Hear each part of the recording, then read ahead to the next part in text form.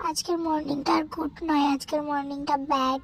এখন বাজে প্রায় 3:45 সকালবেলা।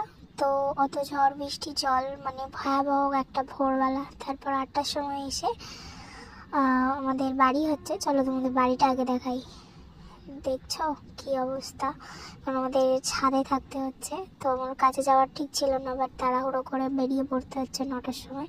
তারপর 4টের সময় বাড়ি এসে লাঞ্চ করলাম। লাঞ্চ করে মানে তখন 5টা বেজে গেছে, আমার এখনো স্নান হয়নি। খেয়ে এবার স্নান করতে যাব। স্নান করতে এসে 1 কাপ কফি খেয়ে এত ফ্রেশ ফিল হচ্ছে না, কি বলবো।